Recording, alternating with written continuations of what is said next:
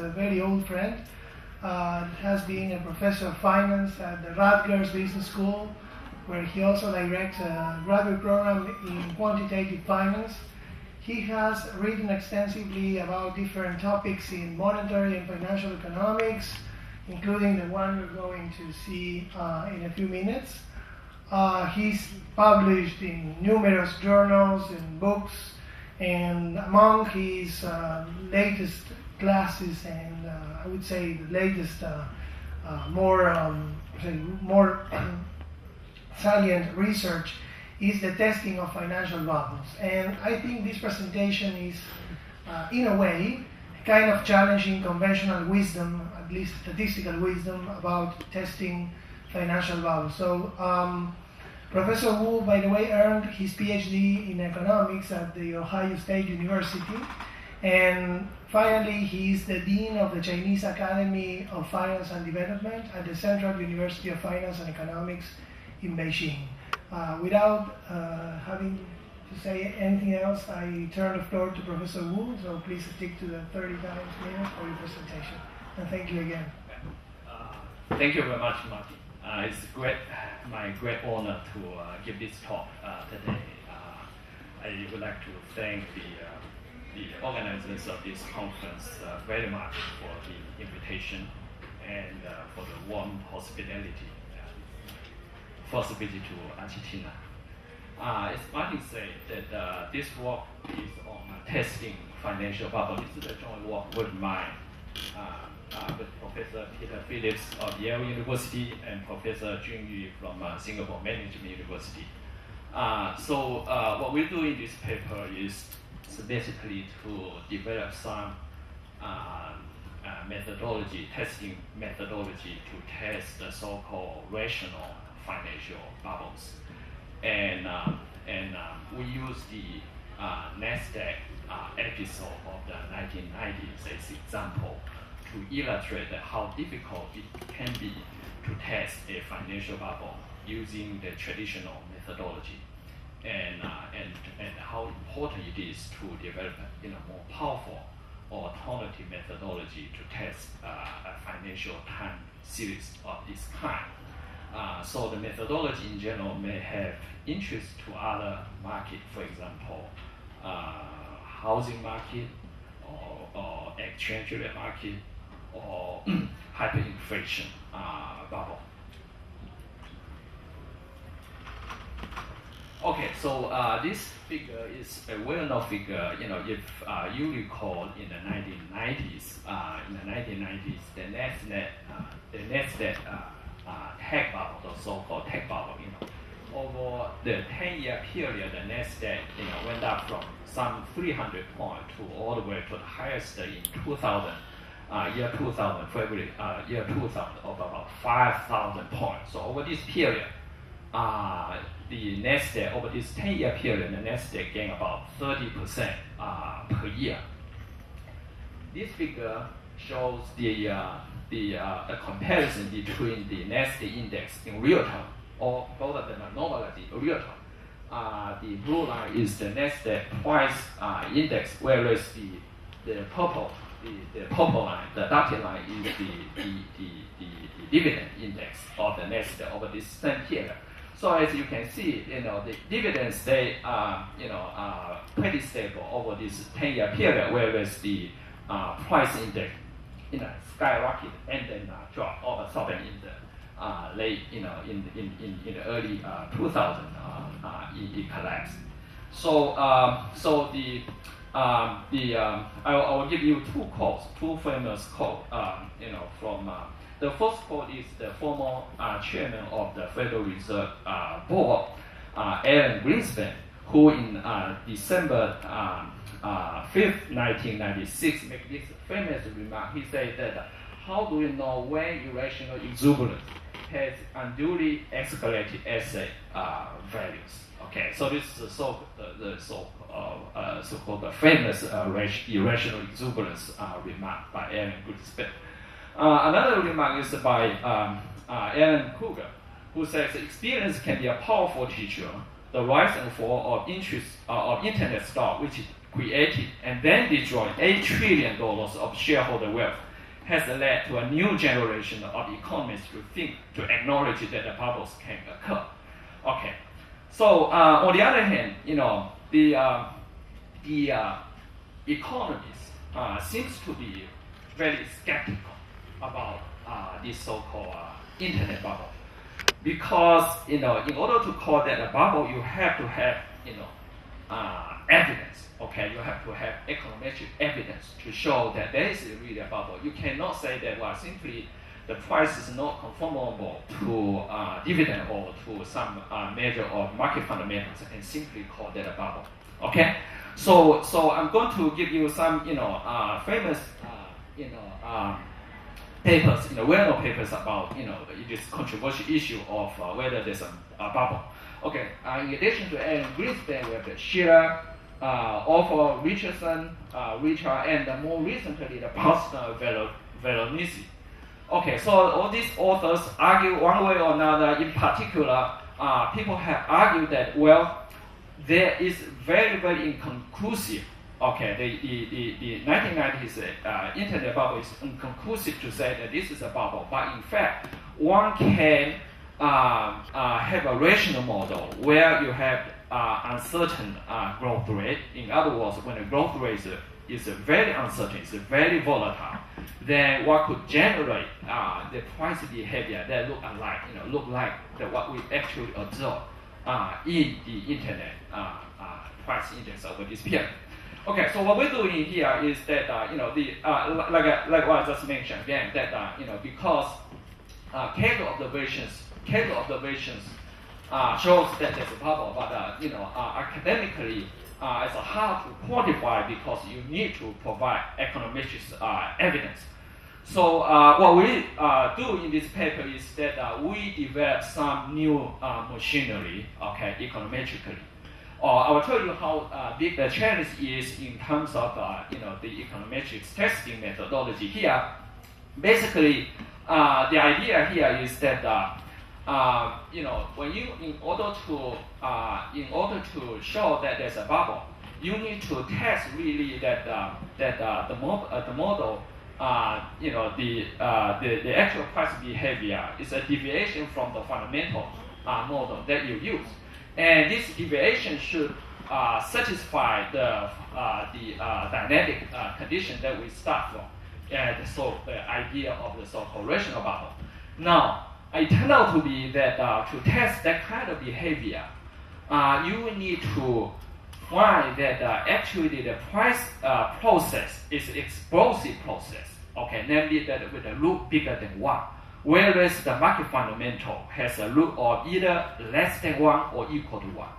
But most of the empirical studies did not find that any asset price has an explosive behavior. Does not have sufficient evidence to show that there's an explosive behavior.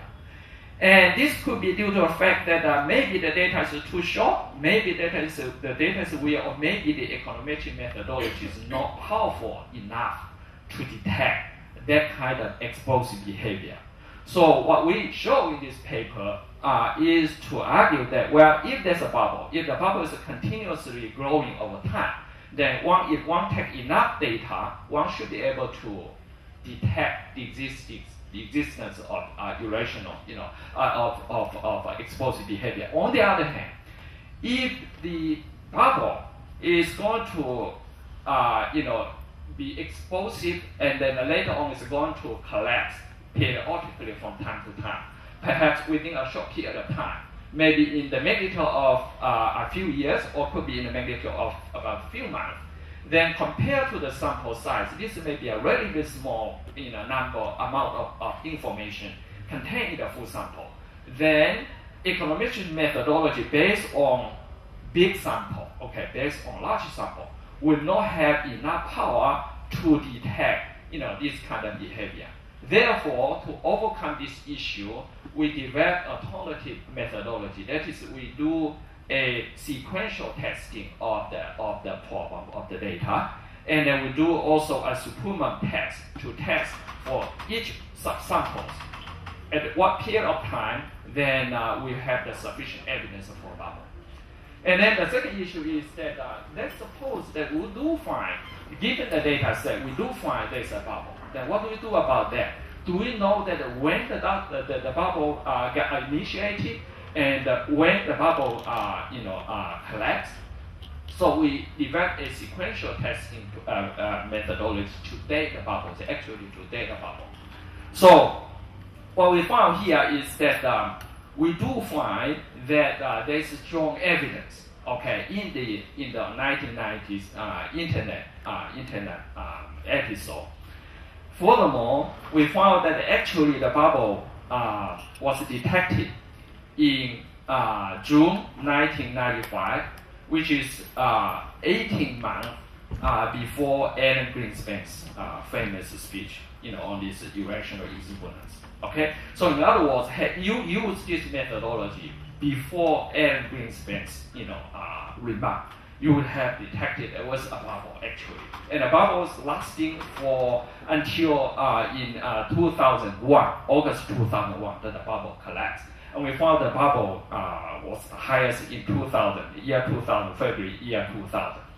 So also show that the result pretty robust, for small sample. So we did some simulation to demonstrate the robustness of this result. All right, so I will continue with the basic methodology here.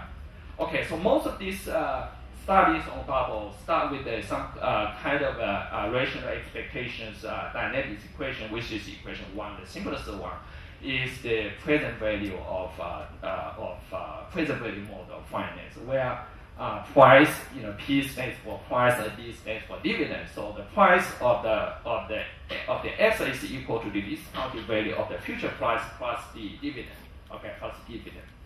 All right. Now to avoid the problem of getting a negative dividend, okay, so we log linearize this equation and take a log linear approximation following Campbell and Shiller. So we have the second equation, where the lowercase symbols are the natural log of the level of the variable.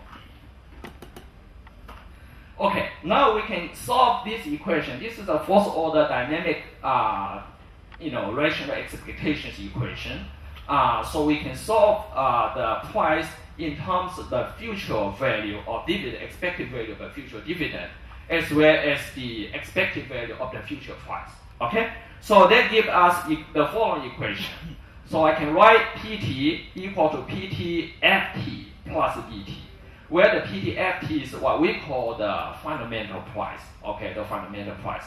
Okay, so often when we do teaching an undergraduate class, we'll simply show the student that the present value model, we're solving the present value model, we have the price of the stock, which is equal to the discounted value of a future dividend, right? That's how we teach our undergraduate.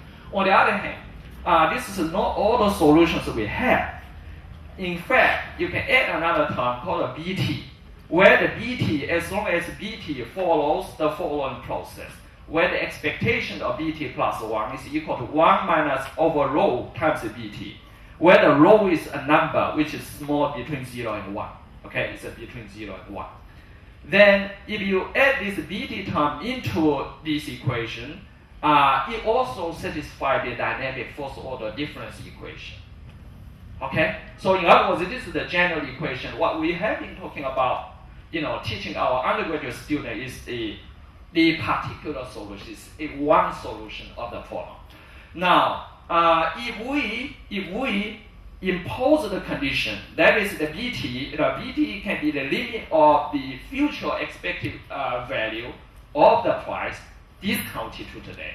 If you impose the condition that the growth rate is fast, whereas the price does not grow faster than the interest rate, then make it 0 in the limit, then we have the fundamental solution. Okay, we have the fundamental, or we so-called have the so-called no bubble solution. So, all right, now, so we can parameterize this process, okay, the B process, because any process that satisfies the first order condition that is explosive is going to satisfy this general first order difference equation. And because the lowest number between 0 and 1, so the growth rate is bigger than 1. And hence, it is explosive. Okay, it's explosive. Alright, so now we can parameterize this BT, which is equal to 1 plus G, which I will call it the growth rate, okay, of the bubble. And plus the error term, okay, plus the error term. Alright, so now, because this also satisfies the no arbitrage condition that we began with, and is fully consistent with rational expectation. So hence we have this term of rational bubble. Okay, rational bubble.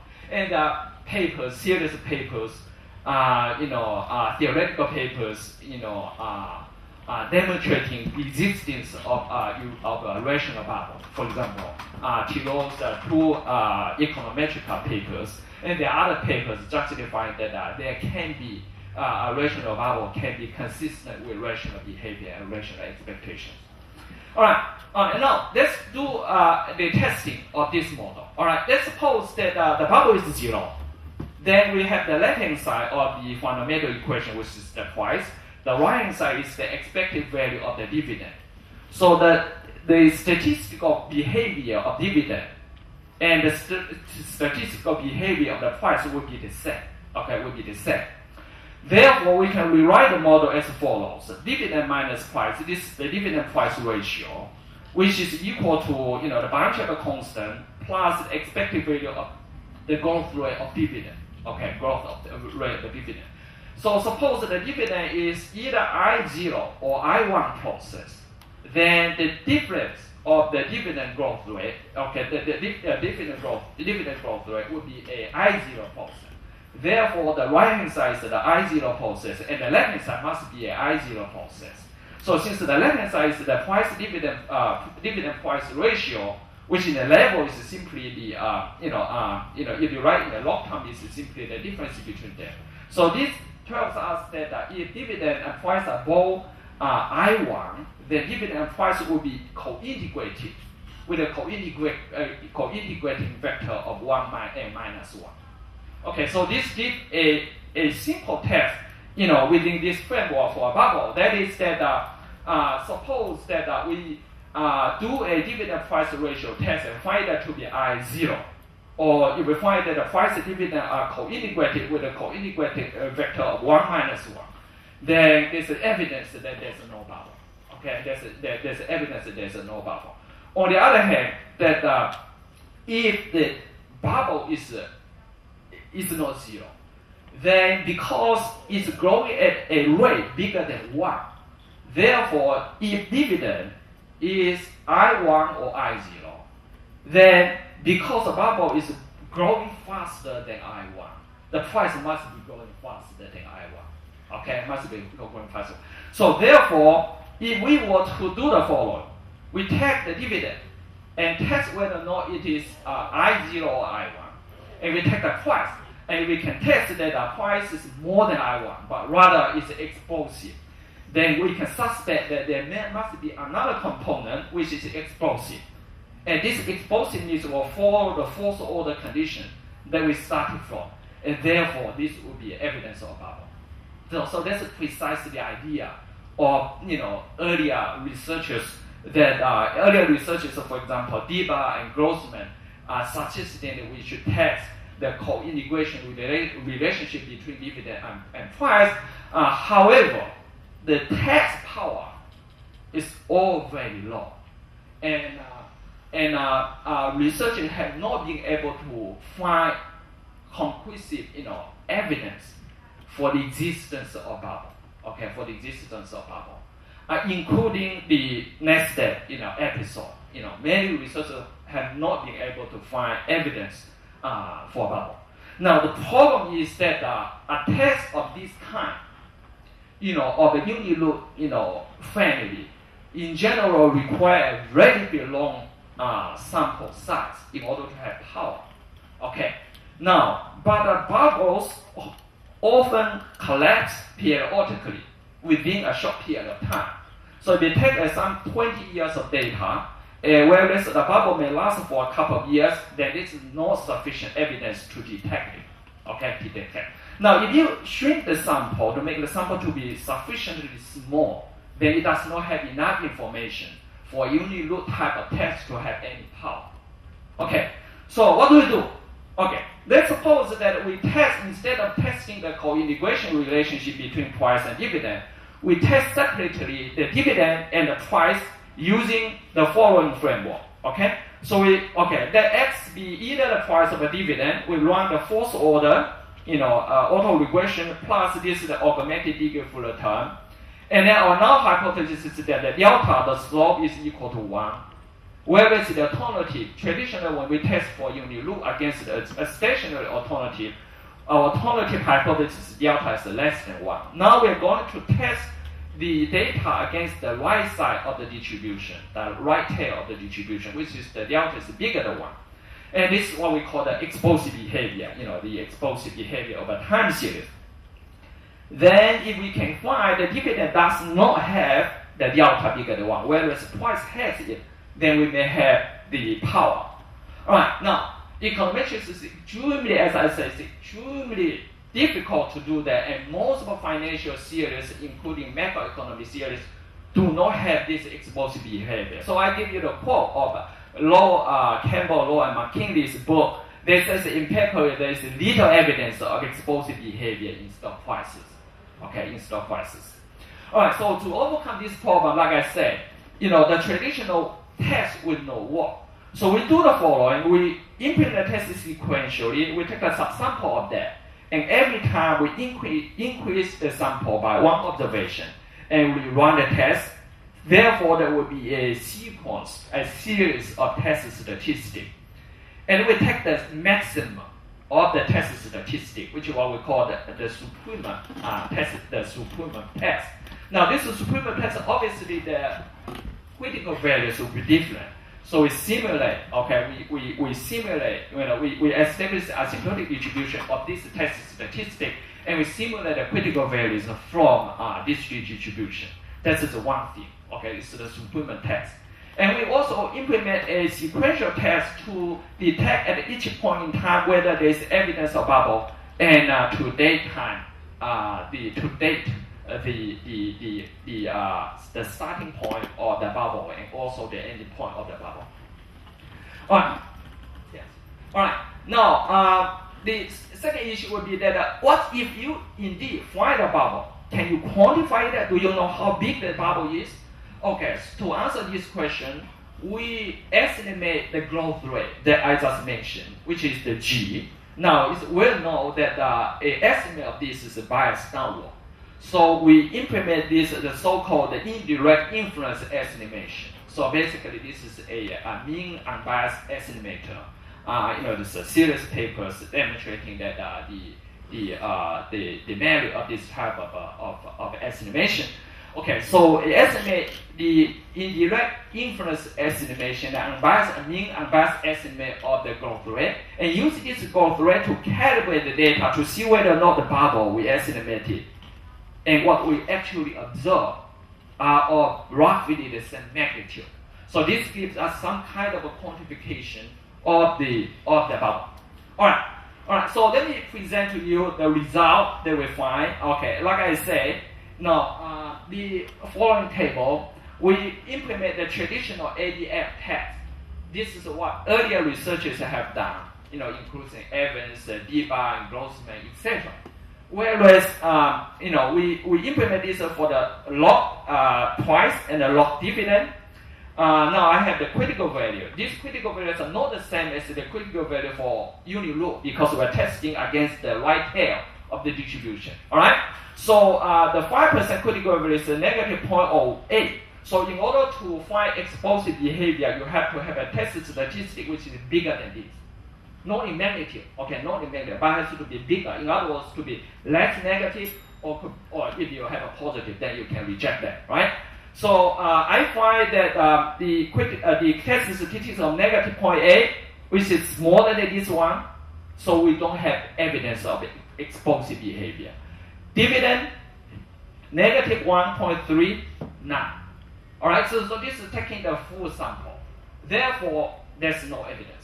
Now, if we take the supreme test, that we propose. That is that taking all the possible subsamples and take the maximum of that, we find the test statistic of 2.8 positive. Now, obviously, the critical values will be different. Okay, the critical values of the supplement test, the 1% value, critical value is 1.4. But 2.8 is bigger than 1.4. It's bigger than the 1% critical value. Therefore, we reject the no bubble hypothesis at the 1% level.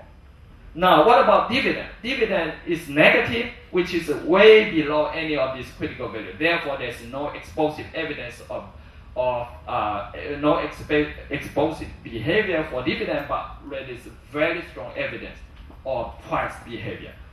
All right. Now, the next is that how can we do we know that how big the bubble is, and then when did the bubble start? All right. So to do that, we implement the test sequentially and plug this test statistic against time.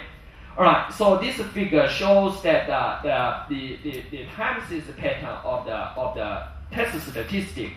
The green line is the critical value of the test. Now, the blue line is the test statistic for the price, whereas the purple line below is the test statistic for dividend. In order to reject the unit loop hypothesis in favor of the explosive behavior, you need the test statistic to be above the green line. All right, as we can see, there's no evidence of explosive behavior of dividend because all lies below the horizontal line.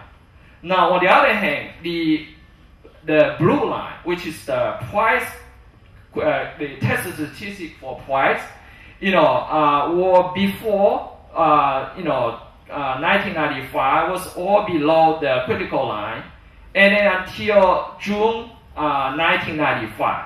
This is the first day that we detected a bubble, a significance of evidence of bubble. Again, this is 18 months prior to Greenspan's famous remark of irrational exuberance. And then the bubble actually is growing, the evidence becomes stronger, and then around middle of 2000 is the strongest. And then it gradually, actually rapidly declined, and then by 2000, June 2000, July 2001, the bubble actually collapsed. So that from then on, there's no longer any evidence of explosive behavior. Okay? Yes, sir. So, all right, now, the next question is that how do we quantify the magnitude? Okay, this is the test statistic, not the magnitude of the bubble. Now, how do we quantify the magnitude of bubble? To do that, we estimate the indirect influence estimation of the growth rate. So we found that the growth rate to be 1.036 using the least square estimation. Now, if you correct the bias to get the indirect influence estimation, which is a mean unbiased estimate, we get 1.04. In other words, the growth rate is about 4%. More or less it is 4%. So what does this 4% mean? All right, let's suppose that assuming that the bubble at the time that we first detected is roughly 10%. Okay, let's suppose that at that point on, then the bubble is growing at 4% per month, and then by the time the bubble hit the highest, which is when the Nasdaq hit 5,000 points. Now, how much overpricing does the bubble generate over this period of time? Okay, so we found that by the time that the bubble hit the highest, the internet hit the highest, the price to fundamental price ratio is 2.73. So what that means is that there's 173% overvalue. Now, is this something reasonable? Well, to give an estimate. Okay, let's recall that in March 10 also, the Nasdaq reached the highest of 5,000 points.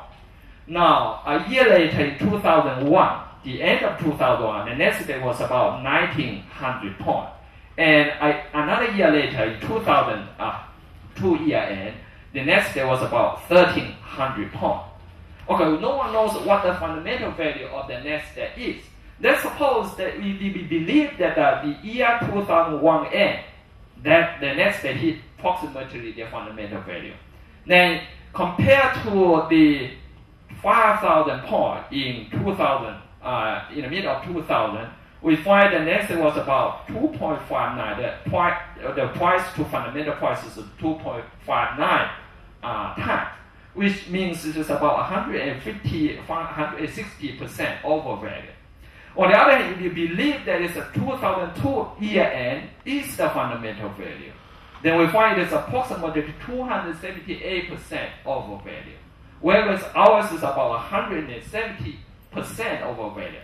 So it's like approximately between these two numbers, roughly speaking, is more or less reasonable. All right.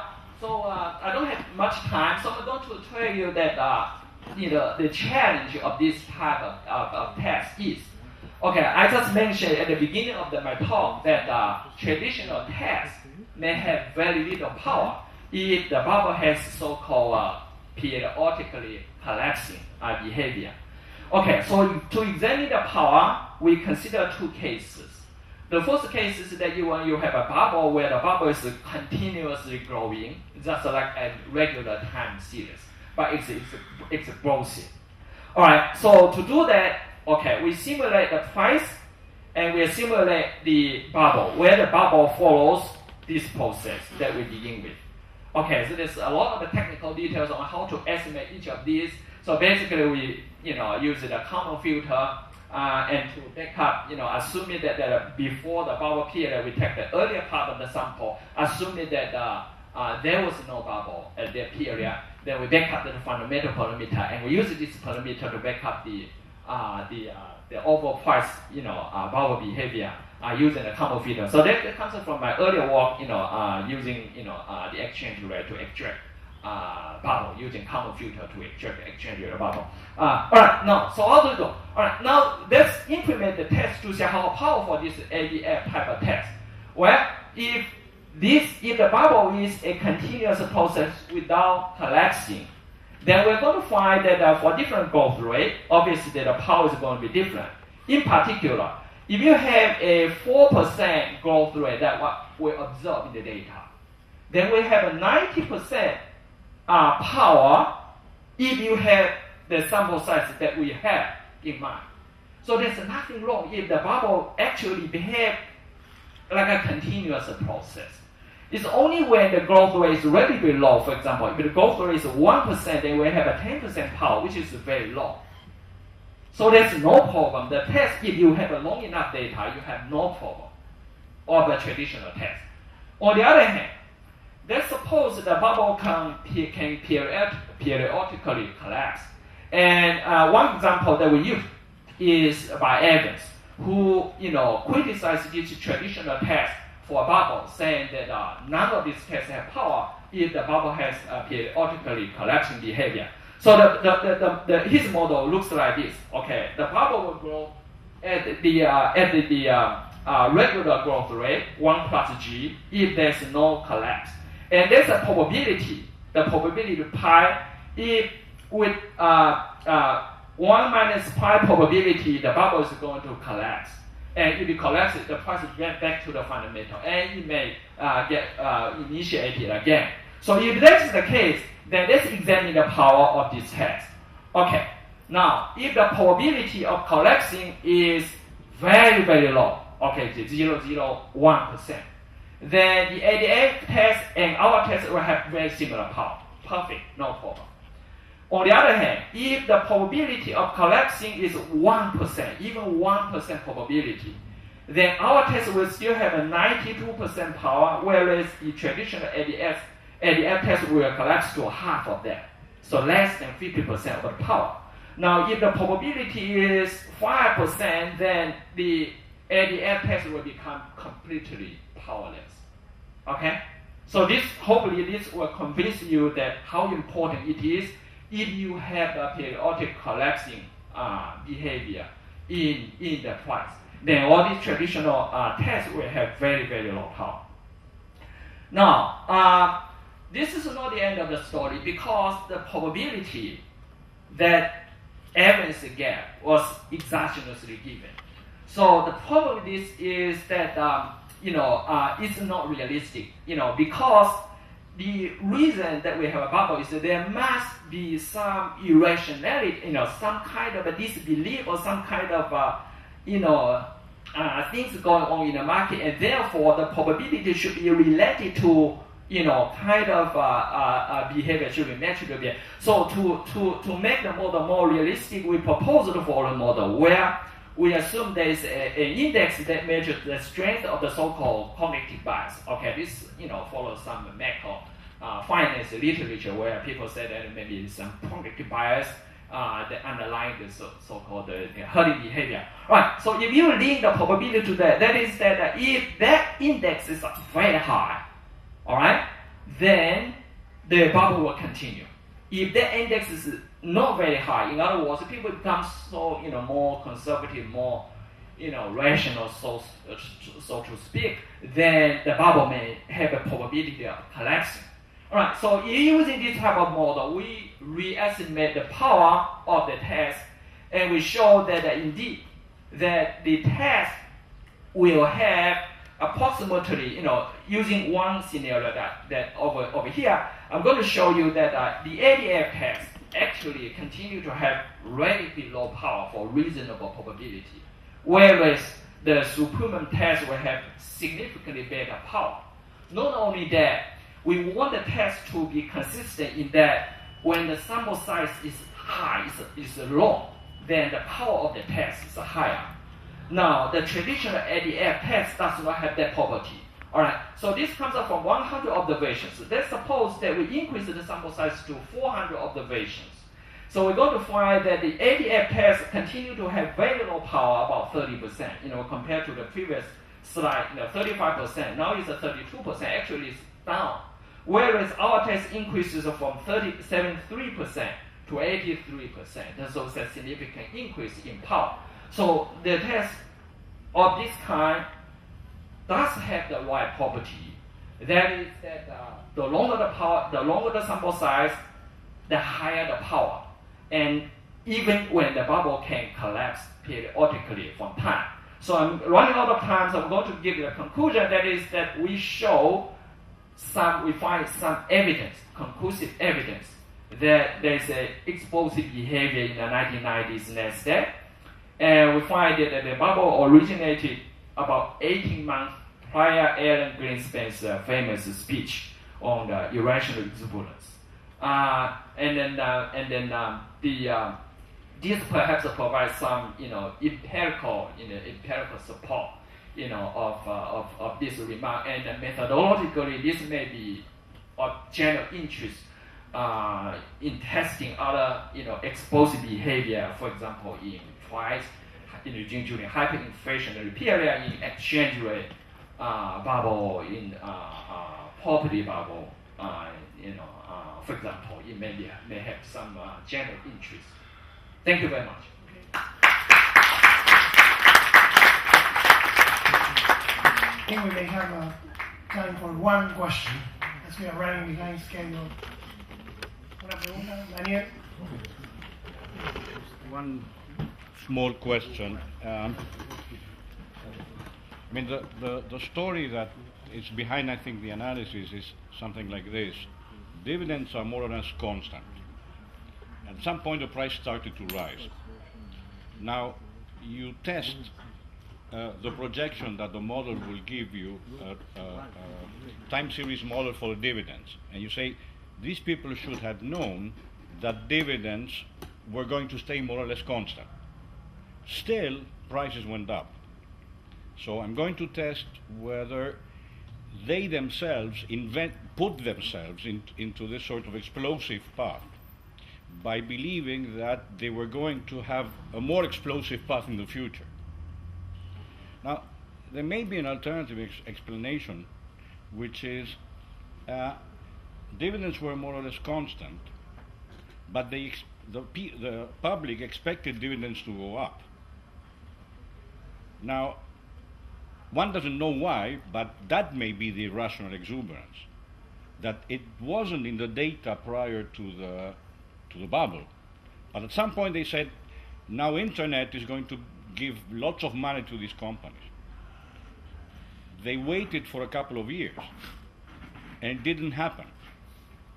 And the fact that it didn't happen was a very bad news. So you don't see the bad news in dividends because the bad news was the absence of good news. Okay? So it's not clear to me whether one should look at as this sort of explosive self-generated process or as something about expectation on fundamentals that are not realized. That's Yeah, I think this is an excellent question. In other words, if we so all these models are based on forward-looking expectation. So what we use is realized data as opposed to expected value.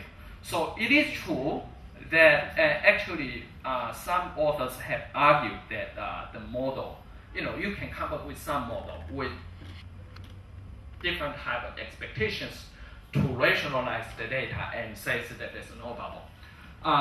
So it is true that if you expect the dividend to be explosive in the future, but we do not observe, in the past, then it could be consistent with the model. However, we have to have some belief about what the right process is. What is there any process? So we use the data or dividend and assuming that this is the true process of the data of the dividend as well as the price. And from what we observe in the data, we try to make inference about what is the underlying process. So in other words, we do not make the assumption that this will continue, as opposed to saying that maybe the next 10 years the dividend will be explosive and therefore will be consistent with the bubble. Yeah. So your point is well taken. Yeah, but we have to make inference based on what we have, not on. It has to be consistent. If you say you have a model, the model has to be consistent. Whether you believe that this is the process or not the process, you cannot say this period you have this process, and then a year later you have another process. Then it becomes, it becomes untestable hypothesis. Thank you.